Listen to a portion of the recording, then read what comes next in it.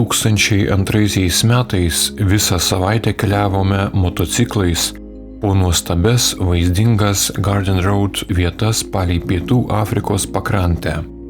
Paskutinę mūsų kelionės dieną, likus 10 km iki mūsų kelionės pabaigos, girtas vairuotojas iš priešpriešinės eismo juostos norėjo lenkti ir kliudė mane, ir aš nei nespėjau pasitraukti ir išvengti susidūrimo. Mes abu važiavome apie 100 km/h greičiu, taip kad susidūrimo jėga buvo didžiulė, važiuojant tokiu leistinu greičiu. Automobilis atsitrenkė į mano kūno dešinę pusę. Avarijos vietoje aš iš karto praradau koją. Susidūrimo metu nukritau ant automobilio stogo ant dešinio peties. Petys buvo tiesiog suknežintas ir aš praradau dešinę ranką. Laimei buvau užsidėjęs šalmą, todėl išvengiau rimtų galvos ir veido traumų. Be visų patirtų traumų bei pažeidimų, kurie dar yra ir šiandien matomi, pas mane buvo ir kelių organų sužalojimai.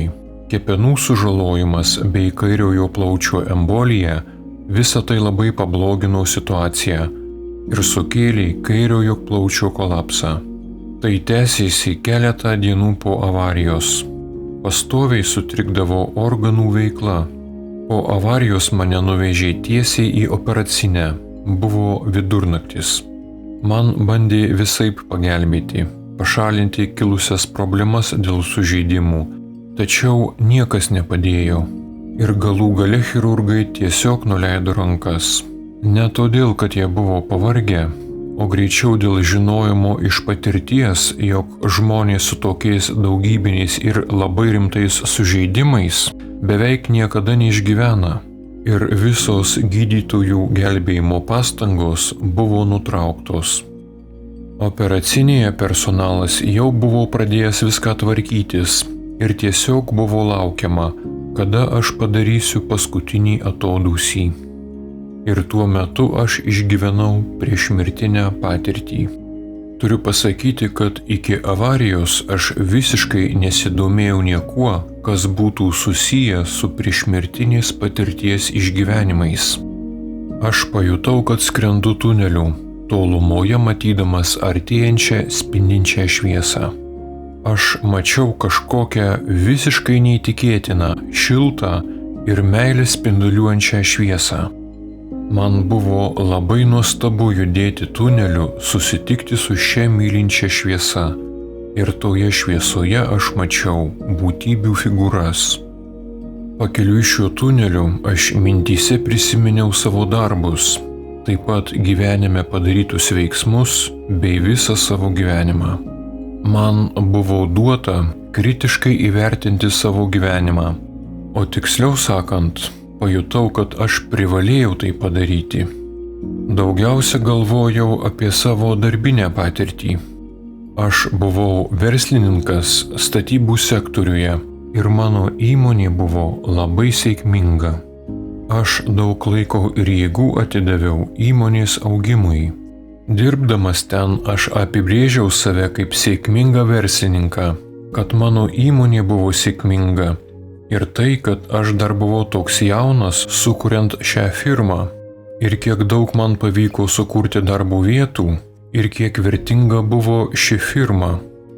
Tačiau aš aiškiai suvokiau, kaip bebūtų keista, kad visi tie dalykai, kuriuos gyvenime taip vertinau, ten neturėjo absoliučiai jokios reikšmės. Kaip tik priešingai, manyje iškilo kiti klausimai, kurie buvo labai svarbus. Kaip aš pragyvenau savo gyvenimą, kokiu vadovu aš buvau kaip žmogus, kokiu žmogumi aš buvau savo šeimai, kokiu žmogumi aš buvau aplinkiniams, savo artimiesiems, draugams bei tėvams. Štai šiuose dalykuose aš turėjau save vertinti.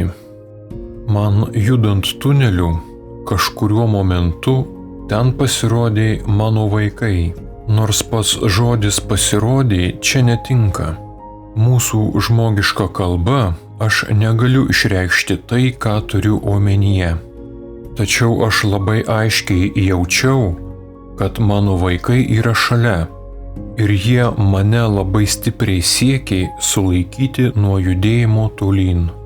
Jie tada buvo dar labai maži ir aš žinojau, kad jie nenorėtų, kad aš eičiau tolyn, nors toji nuostabi begalinės meilės šviesa mane labai traukė.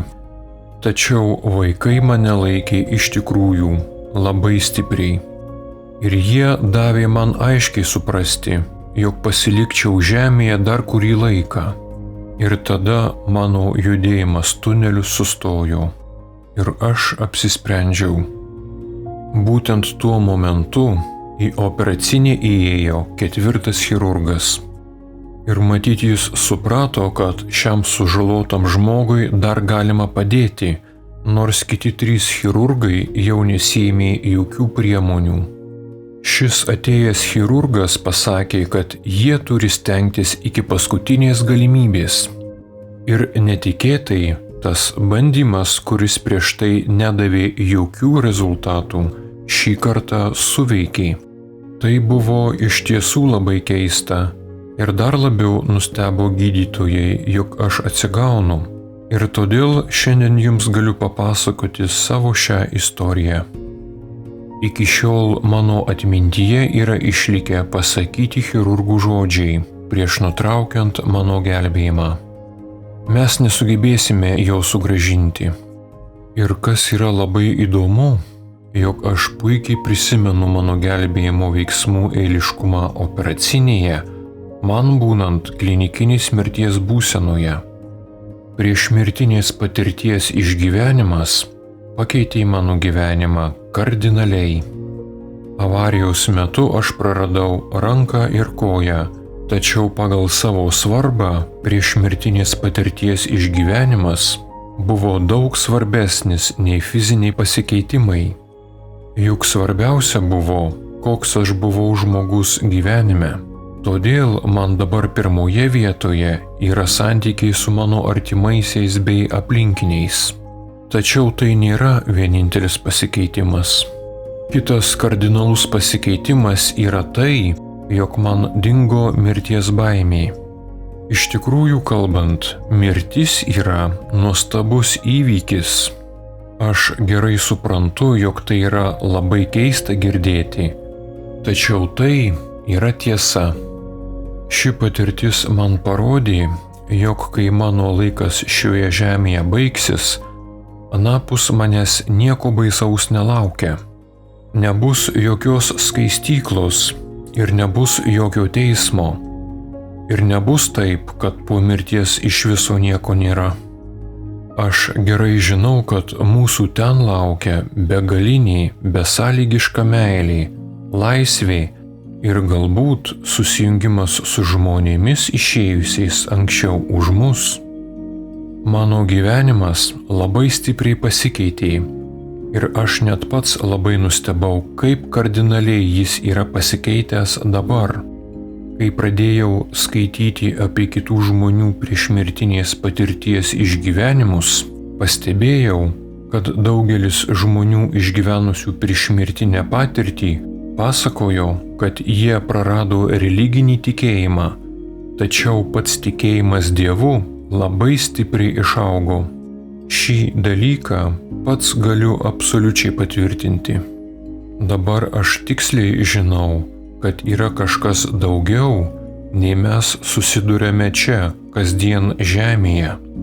Aš galiu pasakyti, kad yra, taip sakant, aukščiausia dvasinė būtybė, kuri laukia mūsų. Yra dar vienas manyje atsiradęs suvokimas, kad mes žmonės esame visi tarpusavyje susiję. Tai, kad mes nesame kažkokie atskiros asmenybės, o kažkokiame dvasinėme lygyje mes visi esame tarsi kažko tai vieno bendro dalis.